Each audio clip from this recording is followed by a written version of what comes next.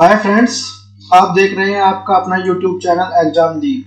और आज है हमारी 15 मार्च और आज तक की जितनी भी current affair plus static GK है उस पर हम बात करेंगे स्टेप बाय स्टेप। तो अपनी जो कॉपी और पेंसिल को साथ में रखिए और सारी चीज़ें नोट डाउन करते हुए चलिए, इससे आपकी समझ बनती हुई चली जाएगी। तो देखते हैं भाई, पहले कुछ क्वेश्चन इजी रखे हैं, फिर उसके बाद थोड़े यूपीएससी लेवल के रखे हैं। तो अच्छे समझना, अच्छे को सोल्व करते हुए चलना। अपना देख लेना तैयारी कितनी है। भाई देखो, पहला क्वेश्चन है, भारत सरकार ने किस वर्ष जो एक रेबीज को खत्म करने के लिए कुत्तों से होने वाली जो रेबीज के उन्मूलन के लिए राष्ट्रीय कार्य योजना का अनावरण किया है? तो वर्ष कौन सा है? वर्ष 2025, वर्ष 2027, वर्ष 2030 और वर्ष 2026। तो वर्ष 2030 इज द करेक्ट आंसर। देखते हैं, नवंबर 2021 में भारत के थिंक टैंक नीति आयोग ने राष्ट्रीय, राज्य या केंद्र शासित और जिलों स्तरों पर जो गरीबी नापने के लिए पहला बहुआयामी गरीबी सूचकांक MPI जारी किया। इसके द्वारा जारी प्रथम उद्घाटन जो सूचकांक के अनुसार किस राज्य में बहुआयामी गरीबी के उच्चतम स्तर वाले राज्य के लिए चुना गया है? तो A बिहार, B हमारा यूपी और C हमारा पश्चिम बंगाल और D हमारा असम। तो Bihar is the correct answer. Next question, सितंबर 2021 में जन योजना अभियान 2021 की योजना सबका विकास वाइब्रेट ग्राम जो डैशबोर्ड का शुभारंभ किस मंत्रालय द्वारा किया गया है? तो A पंचायती राज द्वारा, B हमारा वित्त मंत्रालय द्वारा, C हमारा रक्षा मंत्रालय द्वारा और D हमारा विदेश मंत्रालय द्वारा। तो A Panchayati Raj is the correct answer. Next question है, अक्टूबर 2021 में भारत के किस राज्य में प्राकृतिक कृषि महिलाओं की भागीदारी को अधिकतम रही है? तो उसमें A हरियाणा है, B हमारा हिमाचल प्रदेश है, C हमारा उत्तर प्रदेश है और D हमारा महाराष्ट्र है। तो Himachal Pradesh is the correct answer. Next question, निम्नलिखित में से किसके द्वारा हाई स्पीड जो एक्सपेंडेबल एरियल जो टारगेट हीट अभ्यास का जो परीक्षण किया गया? तो A हमारा सतीश धवन अंतरिक्ष केंद्र, B हमारा स्पेसएक्स, C हमारा DRDO, D हमारा इनमें से कोई नहीं। तो DRDO is the correct answer. Next question है, हाल ही में किस राज्य ने हाथी मिर्च तथा टामलिंग जो संतरे का जो DI टैग प्राप्त किया है? तो वो है हमारा A मणिपुर, B हमारा मिजोरम, C हमारा नागालैंड और D हमारा त्रिपुरा। तो Manipur is the correct answer. हाल ही में किस राज्य द्वारा मुफ्त शिक्षा की पहल की गई है? A Delhi, B Uttar Pradesh, C Haryana, D हमारा मध्य प्रदेश। तो Haryana is the correct answer. Haryana ने मुफ्त शिक्षा की पहल की है। नेक्स्ट क्वेश्चन, भारत सरकार रक्षा मंत्रालय द्वारा 9 मार्च 2022 को भारत सरकार की एक मिसाइल किस देश में 124 किलोमीटर अंदर जाकर गिरी? A नेपाल, B भारत और पाकिस्तान, C हमारा दिल्ली श्रीलंका या फिर दिल्ली तो है इंडिया में, ठीक है, तो बांग्लादेश। तो correct answer is the Pakistan में आगे गिरी है भी 124 किलोमीटर। याद रखने वाली बात है, 9 मार्च 2022 को। नेक्स्ट है क्वेश्चन, निम्नलिखित पर विचार कीजिए। मध्य प्रदेश के ग्वालियर में मध्य प्रदेश का पहला ड्रोन स्कूल का शुभारंभ किया गया है।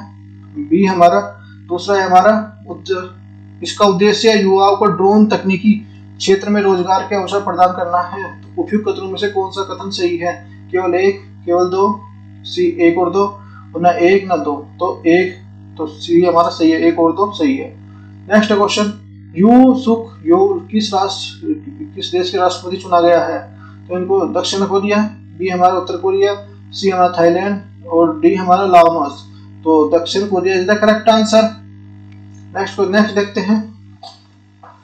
भाई देखो ध्यान से एक चीज को नोट डाउन करते हुए चलना। बहुत अच्छे क्वेश्चन है। नीचे जो है आगे जो क्वेश्चन नंबर पहला है, where has the India the first only women's owned जो industrial park has been established? Bharat का पहला पूर्ण महिला स्वामित्व वाला जो औद्योगिक पार्क कहां पर स्थापित किया गया? A Hyderabad, B Jaipur, C हमारा बेंगलोर और D हमारा नन ऑफ अबाव। तो इसमें Hyderabad is the correct answer. देख सकते हैं, ये द प्रिंट की न्यूज है। India is the first women own the industrial park open in the Hyderabad में खोला गया। इसके जो 250 करोड़ रुपए का जो इसमें इन्वेस्ट होगा, देख सकते हैं। फिक्की जो लेडीज ऑर्गेनाइजेशन इंडस्ट्री पार्क तो ये केटाराम जो आईटी के उद्योग मंत्री का पार्क का उद्घाटन किया। अच्छा, इसमें के बाद जो मंत्री ने वादा किया है कि एलआईसी द्वारा जो औद्योगिक पार्क का जो अतिरिक्त 100 एकड़ तक जो विस्तारित किया जाएगा इसमें, और आदित्य विस्तों को जो पार्क में जो एकीकृत अधीन होगा। उन्होंने कहा कि उद्योगिकों को 10% अतिरिक्त प्रोत्साहन मिलेगा इसमें, जिसमें से 16 लाख नौकरियों को पैदा करने में मदद मिलेगी। $32 का इसमें निवेश किया जाएगा। अब जो देख सकते हैं इसमें सारी चीजें होंगी जो सरकार के द्वारा सड़क, बिजली, पानी, सीवर, सब स्टेशन सारी जो फैसिलिटी प्रोवाइड की जाएंगी। भारत के पूर्ण स्वामित्व वाली जो महिला पार्क के लिए हैदराबाद में अपने दरवाजे खोले हैं, जिसमें पार्क में जो फिक्की लेडी जो ऑर्गेनाइजेशंस जो FLO के द्वारा जो बढ़ावा दिया जाता है। 25 इकाइयां हैं इसमें। हरित श्रेणी में 16 विभिन्न प्रकार की प्रतिनिधित्व करता है। इस प्रकार की महिलाओं के लिए स्वामित्व और नियंत्रण में है ये। केटा रामा राव आईटी एवं उद्योग मंत्री को पार्क का उद्घाटन किया। उद्योग के लिए बड़े लक्ष्य और आगामी तकनीक के बारे में सोचने की सलाह दी है। उन्होंने सलाह दी है कि एयर स्पेस, रक्षा, खाद्यान्न या उद्यान केंद्रित करना चाहिए और उन्हीं पे जो वैश्विक भागीदारी भी बनना चाहिए। नेक्स्ट क्वेश्चन नंबर 2 है हमारा, Which country has been elected the woman president for first time? किस देश की पहली महिला जो राष्ट्रपति चुनी गई है पहली बार? हंगरी, बी हमारा जापान, सी हमारा केनिया, डी हमारा नन ऑफ अबाउ। तो क्वेश्चन नंबर जो इसका 2 का हमारा Hungary is the correct answer. देखते हैं द टाइम्स ऑफ इंडिया की न्यूज है, the parliament elected the Hungary is the first ever the women president. तो देख सकते हैं ये हमारा इन्होंने कवर किया हुआ सब कुछ। देख हंगरी कैपिटल है Budapest. Hungary is the currency जो हंगरियन फॉरेंटियन, और जो यहाँ पे हंगरी, यहाँ पे रोम हो गया, और यहाँ पे जो स्लोवाकिया जो देख सकते हैं, यहाँ पे ये यूक्रेन, ऑस्ट्रेलिया। और देखो जो हंगरी की जो संसद के प्रधानमंत्री विक्टर ओरबान के करीब जो सहयोगी कैटलिन नोवाक को जो यूरोपीय संघ की जो पहली महिला राष्ट्रपति के रूप में चुना गया है। नोवाक हाल ही में परिवार की नीति मंत्री के रूप में कार्य किया है। वे चुनाव से महिलाओं की जीत के रूप में निश्चित किया है। संसद की औपचारिक भूमिका 137 वोटों से 21 के लिए चुनी गई है, जो एक अर्थशास्त्री हैं। विपक्ष जो चुनौती के लिए पीटर रोना के आगे जो ओरबन स्मिथ विपक्ष ने फाइडज पार्टी वाले वर्सेस वाले थे। Next question number 3, Who has been appointed the chairman of the Children Project Committee recently? हाल ही में किसे चारधाम परियोजना समिति का अध्यक्ष बनाया गया? तो यह हमारा जस्टिस A.K. सीकरी, बी हमारा न्यायमूर्ति अमित भंडारी, या जस्टिस जो न्यायमूर्ति या विष्णु कुमार। तो नन ऑफ दिस। तो justice A.K. Sikri is the correct answer बनाया गया था इसमें। तो देखते हैं क्या है A.K. सीकरी जो इन्होंने चार धाम परियोजना का जो बनाया गया है। इसमें चार धाम में केदारनाथ, बद्रीनाथ सारे जो ये जो इस तरह के आएंगे जो चार धाम में केदारनाथ, बद्रीनाथ। तो चार धाम में उत्तराखंड में है, ये उत्तराखंड में है अभी। तो इसमें क्या क्या आ गया? गंगोत्री आ गया, यमुनोत्री हो गया, केदारनाथ, बद्रीनाथ चारों आगे चार धाम परियोजना स्टार्ट है। और जो इसके जो रवि चोपड़ा अध्यक्ष हैं, रवि चोपड़ा जी हैं ये, ठीक है ना। और नए चेयरमैन जो A.K. सीकरी को बनाया गया है, ये तो A.K. सीकरी है, इसके अध्यक्ष रवि चोपड़ा। जो केदारनाथ के अंदर जो आदि शंकराचार्य जी की मूर्ति का अनावरण किया गया था अभी जो कुछ दिन पहले, टेहरी बांध परियोजना यहीं पे भागीरथी नदी पे है, यूके में है, सबसे ऊंचा बांध है, टेहरी नदी पे है ये। और जो उरी परियोजना हमारी झेलम नदी पे है। वेदों में जो इसे विरिस्ता कहते हैं। नागार्जुन जो परियोजना हमारा कृष्णा नदी पे है। याद करने की ट्रिक है, अर्जुन से कृष्ण, ठीक है ना, कृष्ण के अर्जुन।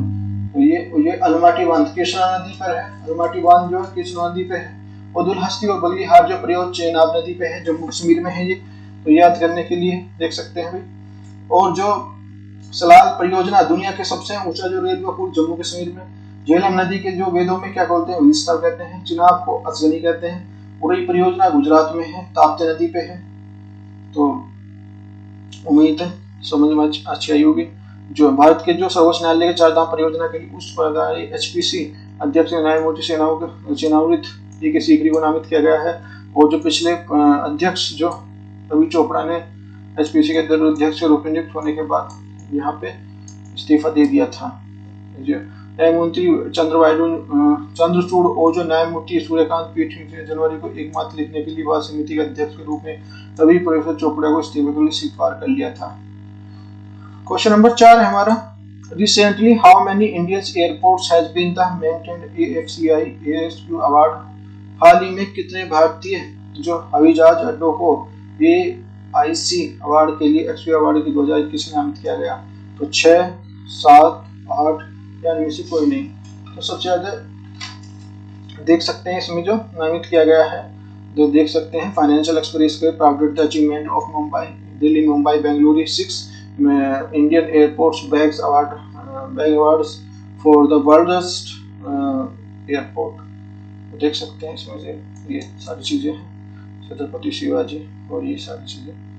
तो एयरपोर्ट काउंसिल इंटरनेशनल AIC द्वारा 2021 में एयरपोर्ट सर्विसेज जो शॉर्टलिटी के सर्वेक्षण में भारत की जो 6 हवाई अड्डे को आकार के रूप में जो अड्डे को मिली है, जो वार्षिक यात्री यातायात के आधार पर विभिन्न श्रेणियों में हवाई अड्डे को एशियाई क्षेत्रों के बीच में चुना गया है। ACI जो authority airport of services quality जो XQ पुरस्कार के लिए अनुभव हवाई अड्डे की उत्कृष्टता पहचानने के लिए सुविधाओं के लिए 33 मानकों को ध्यान में रखते हैं। तो ये कौन कौन से मानक हैं तो देखते हैं। क्वेश्चन नंबर 5 है हमारा, Jyotiraditya Scindia has been the integrated the first drones schools in which state। Jyotiraditya Scindia ji ने किस राज्य में पहले ड्रोन स्कूल का उद्घाटन किया? A मध्य प्रदेश, B हमारा उत्तर प्रदेश, B C हमारा महाराष्ट्र और जो D हमारा नन ऑफ अबव। तो मध्य प्रदेश का करेक्ट आंसर देख सकते हैं इसमें जो ज्योतिरादित्य सिंधिया का Shivraj Chouhan integrated the first drone schools in Gwalior में इसका उद्घाटन किया। जो ज्योतिरादित्य सिंधिया और जो इन्होंने मिलकर जो शिवराज सिंह चौहान दोनों ने मिलकर ये किया है। तो बहुत ही इंपॉर्टेंट क्वेश्चन है भाई ये, तो इसकी हर तरह की दृष्टि से है। अब जो इसके लिए देखो ये ड्रोन तो इसमें बनाए दिखाई दे ड्रोन है। This school will be the provide the milestones of the progress and Madhya Pradesh with Gwalior. तो ये मध्य प्रदेश जो कैपिटल भोपाल है, मध्य प्रदेश जो मंगू भाई सी पटेल है, यहाँ के गवर्नर है, और जो मध्य प्रदेश चीफ मिनिस्टर शिवराज सिंह चौहान है। केंद्रीय कुड़िया मंत्री ज्योतिरादित्य सिंधिया ने मुख्यमंत्री शिवराज सिंह चौहान के लिए संयुक्त रूप से ग्वालियर के लिए पहले ड्रोन का उद्घाटन किया। यह ड्रोन मध्य प्रदेश के खोले जाने वाले 5 ड्रोन केंद्रों में से एक है। अन्य 4 हैं भोपाल में, इंदौर में, जबलपुर में और सतना में। जो सिंधिया ने बताया कि पहला ड्रोन 21 दिसंबर को घोषणा 90 दिनों के लिए भीतर स्थापित किया गया है। Question number 6, recently book titles Soli जो Sorabjee life and the time नामक जो has been the declared who as the author. जो सोराबाजी जो हाल ही में सोराबाजी लाइफ टाइम जो एंड टाइम्स नामक पुस्तक घोषित की गई है, इसके लेखक कौन है? जो अभिनव चंद्रचूड़, B राजीव मसान और C हमारा अनुरुद्धि भट्टाचार्य, D हमारा इनमें से कोई नहीं। तो Abhinav Chandrachud is the correct answer देख सकते हैं। द इंडियन एक्सप्रेस की न्यूज है the biography of the late jurist Soli Sorabjee the released in April. तो बॉर्न इनका 9 मार्च 1930 को मुंबई में डेड हुए, जो ये मृत्यु हुई इनकी वो 30 अप्रैल 2021 को दिल्ली में। 16 सरोजी 22वीं जो 92 जयंती का अवसर पर 16 सरोजी लाइफ टाइम अचीव शीर्षक के लिए एक जीवनी घोषणा की गई है। यह लिखता विद्वान अभिनव चंद्रचूड़ पर द्वारा लिखा गया है और जो अप्रैल 2022 में इसे जारी किया जाएगा। पुस्तक की सोराबाजी की जीवन के व्यक्तिगत विवरण के लिए पृष्ठभूमि प्रकाश डाला है। भारत के पूर्व एजी थे इन्होंने 1989 से 1990 तक और जो 98 से 2000 तक जो 2 बार सेवा की है एजी के रूप में। नेक्स्ट हमारा question number 7, what is the rank of the Indian according to the V-Dem democracy report. V-Dem democracy report के अनुसार भारत किस स्थान पर है? तो A 93 स्थान पर, B हमारा 94 पे, C हमारा 95 पे, D हमारा नन ऑफ अबव। तो हमारा देखते हैं स्वीडन, न्यूजीलैंड, फिर कोस्टा रिका, फिर नॉर्वे, और जो डेनमार्क, ये टॉप एलडीसी कंट्री है। वीडेम जो भारत जो चुनावी निरंकुशता के में वर्गीकृत करता है, और एलडीसी 189 देशों में से भारत जो 93 स्थान पर है। रिपोर्ट में कहा गया है कि भारत में शीर्ष निरंकुश में से एक है। निरंकुश से चलने वाली विरोधी राजनीतिक दलों व्यापक प्रवृत्ति का हिस्सा है। एलडीसी में जो 93 स्थान पर, निचले स्थान पर 50% देश है। इसमें यह इलेक्टोरल डेमोक्रेसी के इंडेक्स के लिए 30 पर आ गया है, और जो इंडेरिवेटिकल पर 102 पर है। भारत जो श्रीलंका 88 है, नेपाल 71 है इसमें, और जो हमारा ये है इसमें भूटान है 65 पे है, और जो नीचे से पाकिस्तान 117 पे है। अच्छा, सीपीआई भ्रष्टाचार जो सूचकांक में, ट्रांसपेरेंसी परसेप्शन इंडेक्स में भारत की रैंक जो 85 है। वैश्विक भुखमरी सूचकांक में भारत की रैंक 101 है, देख सकते हैं। Search institute founded the professor Stefan के द्वारा ये किया गया था। और जो भुखमरी सूचकांक में भारत की रैंक 101 है। एसडीजी इंडेक्स में जो हमारे 17 गोल है जो 2015 से 2030 तक है, इसमें जो और सतत विकास कार्यक्रम परिभाषा जो ब्रटलैंड जो कमीशन द्वारा दी गई थी, इसकी जो रिपोर्ट का नाम जो आवर कॉमन फ्यूचर, हमारा जो साझा भविष्य। एसडीजी इंडेक्स 2021 में भारत की rank 120। Digital skill residence index में भारत की रैंक जो भारत फर्स्ट नंबर पे है। और उपभोक्ता देखते हैं नेक्स्ट क्वेश्चन क्या है। डेमोक्रेसी रिपोर्ट के नवीनतम जो सारणी में स्वीडन गोथेनबर्ग जो विश्वविद्यालय के वीडेम संस्था द्वारा जारी किया जाता है। ये 2002 इसमें ऑटो क्रिटिसाइजेशन चेंजर नेचर के आधार पर है। डेमोक्रेसी, लिबरल डेमोक्रेसी और जो इंटीग्रेशन डेमोक्रेसी। 8वां है which state government has been announced the मुख्यमंत्री चा श्रमिक कल्याण योजना स्कीम। किस सरकार ने मुख्यमंत्री चा श्रमिक कल्याण प्रकल्प योजना की घोषणा की है? तो ए त्रिपुरा, बी हमारा मेघालय, सी हमारा असम, डी हमारा नन ऑफ अबव। तो इनमें से कोई नहीं, तो Tripura is the correct answer. देखते हैं भाई, बिजनेस स्टैंडर्ड की बात है ये, तो ये इसमें है, ठीक है। इसमें दिया Tripura government announce the special schemes for the tea workers aim to the social security.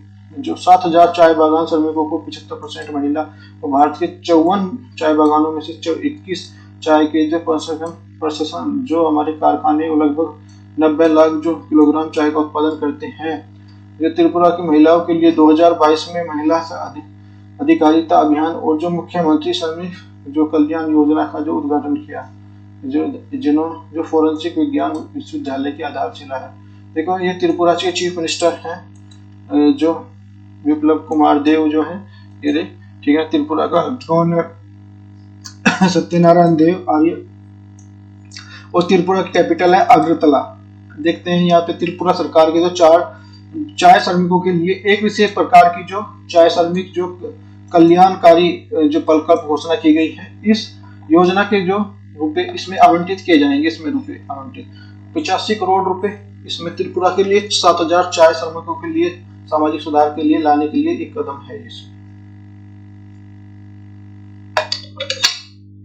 देखते हैं आगे, चलते हैं आगे क्या है। ये एक विशेष प्रकार की चाय बागान श्रमिकों के एवं राज्य एवं केंद्र सरकार द्वारा हकदार सुविधाओं के लिए एकीकृत आवास और राशन और जो वित्तीय सहायता सुनिश्चित करेगी। नेक्स्ट है question number 9। Recently international day of women's जजेस has been celebrated on this date. Which date? तो ये आ जाएगा, हाल ही में महिला न्यायाधीशों का अंतर्राष्ट्रीय दिवस किस तिथि को मनाया जाता है? ए मार्च में 10 मार्च को, बी हमारा 11 मार्च को, सी हमारा 12 मार्च को, डी हमारा नन ऑफ अबव। तो 10 मार्च इज द करेक्ट आंसर। देखते हैं भी, देख सकते हैं टाइम्स ऑफ इंडिया की ये रिपोर्ट है। Supreme court celebrate the international day of the women जजेस। तो सुप्रीम कोर्ट ने बनाना स्टार्ट किया है। ये 10 मार्च को 10 मार्च को मनाया जाता है इंटरनेशनल जो हमारा वुमेन डे, देख सकते हैं। अब नेक्स्ट हमारा इससे देखते हैं संयुक्त राष्ट्र सतत विकास लक्ष्य 5 में कहा गया है लैंगिक समानता की महिलाओं की लड़कियों की सशक्त बनाना है। इसका उद्देश्य 2030 तक एजेंडा क्रियान्वयन के लिए एक लिंग परिप्रेक्ष्य के लिए शामिल करते हुए सभी विकास को लक्ष्य को जो प्रगति करना है। संयुक्त राष्ट्र का कहना है कि निर्णय लेने से पहले स्तरों पर महिलाओं के लिए सक्रिय भागीदारी को जो माध्यम में दुनिया का सतत विकास और जो शांति और लोकतंत्र प्राप्त कर की जा सकती है। नेक्स्ट हमारा इंटरनेशनल एसोसिएशन ऑफ वुमेन जजेस। ये non profit non governmental organisation है IAWJ। तो इसमें देखते हैं ये नेक्स्ट है हमारा, देखो भाई नेक्स्ट ये क्वेश्चन खत्म हो गए हैं। अब देखते हैं साइंस टैग का थोड़ा सा देख लेते हैं। साइंस टैग में क्या है हमारा, साइंस टैग को समझते हुए चलते हैं। साइंस टैग बहुत इंपॉर्टेंट है, जो हमारा साइंस विज्ञान और प्रौद्योगिकी, जिसमें क्वेश्चन आते हैं हमारे यूपीएससी में प्री और मेंस में भी।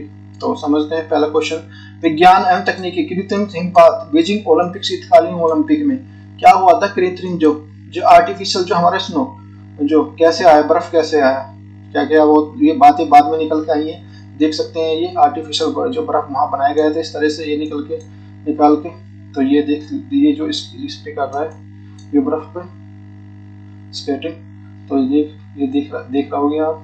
तो अच्छा बात करते हैं इस पे। बीजिंग शीतकालीन ओलंपिक में नकली बर्फ का जो इस्तेमाल किया गया, ठीक है ना। जलवायु परिवर्तन के कारण शीतकालीन ओलंपिक का ज्यादातर जो बर्फ यूज में किया गया था वो आर्टिफिशियल था।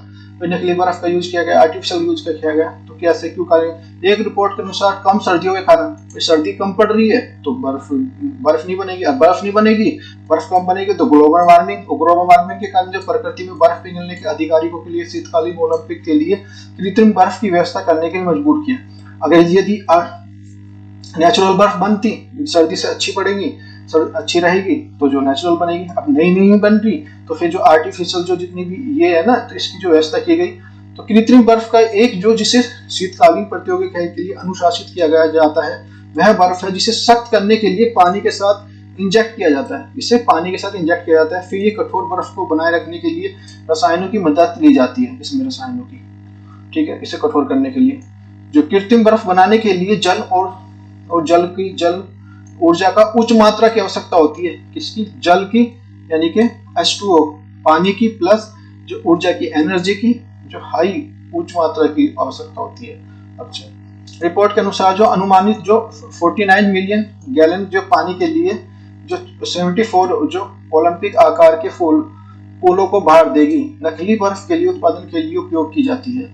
इसमें जो 1.2 मिलियन क्यूबिक मीटर जो फोनी स्नो फॉक्स बनाने के लिए 130 पंखे से चलने वाले स्नो जनरेटर और जो 300 स्नो मेकिंग की गन का इस्तेमाल किया जाता है।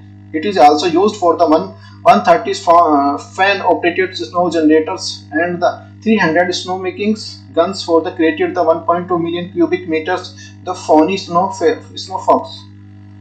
समझ। तो देखो, बीजिंग शीतकालीन ओलंपिक के लिए चीन ने इटली से मंगाई है ये मशीन, जो बनाई है जो मैंने दिखाई ऊपर से और जो अभी दिखाऊंगा, ये जो इसके पास नहीं थी, इसने इटली से मंगाई है ये आर्टिफिशियल बर्फ बनाने के लिए, क्योंकि यहाँ बीजिंग और शीतकालीन ओलंपिक होने थे, ठीक है। जो बर्फ पे होते हैं, मशीन बर्फ के जो कणों को जल वाष्प की एक पतली धुंध के रूप में जमीन से 60 मीटर ऊपर जो छिड़कती है, ये ऐसे छिड़केगी 60 मीटर ऊपर जो मशीन जो। अब जो ये कण जो बर्फ में बन जाते हैं और जो फिर गिर जाते हैं, यहाँ बर्फ बने और नीचे गिर जाती है इस तरह से। ये देखो, ये 60 मीटर ऊपर है, ये ऐसे की जो छिड़केगी, ये कण बर्फ में बनेंगे और नीचे गिर जाते हैं, इस तरह का यूज किया गया। अच्छा, कृत्रिम हिमपात बनाना, प्राकृतिक हिमपात कैसे, जो आर्टिफिशियल जो स्नो और जो नेचुरल स्नो का क्या अंतर है, बर्फ में क्या अंतर है। कृत्रिम बर्फ और जो कृत्रिम आइस जो है, कृत्रिम जो स्नो है, जो प्राकृतिक, दोनों ही क्रिस्टल के पूरी तरह से अलग रूप है, दोनों अलग अलग है। प्राकृतिक रूप क्रिस्टल नाजुक और नुकीले होते हैं, जो प्राकृतिक होंगे उसके जो क्रिस्टल नाजुक होंगे और जो नुकीले होंगे, ये नुकीला रहेगा। और जो एक साथ चिपकते हैं, बर्फ के टुकड़े के बनते हैं, जबकि कृत्रिम बर्फ क्रिस्टल नुकीले के बजाय गोल होते हैं। जो आर्टिफिशियल होंगे उनके जो क्रिस्टल होंगे वो गोल और जो घनी होती है, बर्फ घनी होती है इसमें। और प्राकृतिक बर्फ जो कम घनत्व के कारण जो ठंड को बरकरार नहीं रखती, ये जो कम घनत्व होता है तो ठंड यहाँ पे मतलब बढ़ती नहीं मतलब कम रहता है, मतलब टेम्परेचर फिर बढ़ता चला जाता है, लेकिन तेजी से पिघलती है और तेजी से पिघलने लगती है ये। जबकि कृत्रिम बर्फ जो आर्टिफिशियल बर्फ होती है तो ये अधिक घनत्व वाली होती है, वो जो बढ़ते हुए तापमान के विरुद्ध भी कारगर है। जैसे जो मतलब टेम्परेचर बढ़ा तब भी ये काम करेगी। अच्छा, पारिस्थितिकी जो सरोकार इकोलॉजिकल कॉन्कन्स, तो ये क्या इसका इफेक्ट पड़ेगा इसका, ये जो देखते हैं कि भाई हमारा तो कृत्रिम बर्फ का जो निर्माण भारी जो पर्यावरणीय लागत पर आधारित है, हालांकि जो कृत्रिम बर्फ का प्राकृतिक बर्फ की तरह जो अच्छी साबित हो सकती है, लेकिन उसके उत्पादन की प्रक्रिया पर्यावरण पर प्रभाव डाल सकती है। नेक्स्ट पहला है हमारा कृत्रिम बर्फ, और जो प्राकृतिक बर्फ की तुलना में बहुत धीमी गति से पिघलती है। जो कृत्रिम बर्फ होती है वो प्राकृतिक बर्फ की तुलना में बहुत धीमी गति से पिघलती है। यह जल स्तर पर सामान्य स्तर पर बनाए रखती है, जल स्तर को सामान्य स्तर पर बनाए रखती है। कृत्रिम बर्फ जो पौधे और जो पौधों पर बर्फ की परतें बना सकती है और उन्हें नुकसान पहुंचा सकती है। यह बड़े पैमाने पर ऊर्जा की खपत के साथ साथ पानी की भारी बर्बादी होती है। इसमें क्या होगी, जब हम आर्टिफिशियल जो बर्फ बनाएंगे तो ऊर्जा की खपत ज्यादा होगी, प्लस पानी की भी बहुत बर्बादी होगी। और जो ये सब महंगा और जो टिकाऊ नहीं है, ये बहुत महंगा। भाई मशीन मंगाई है, और कहाँ से मंगाई, इटली से मंगाई है।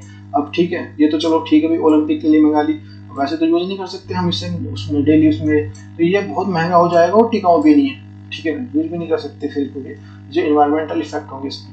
तो इन सभी परिवर्तनों के अज्ञात दीर्घकालीन प्रभाव के साथ जल चक्र में प्राकृतिक संतुलन बिगड़ने का जो क्षमता रखती है। इससे जो आर्टिफिशियल यूज करेंगे तो हमारे जो अज्ञात और दीर्घकालीन प्रभाव जो ये जल चक्र को इफेक्ट कर सकते हैं। तो देख सकते हैं, ये देखो मैंने बताया।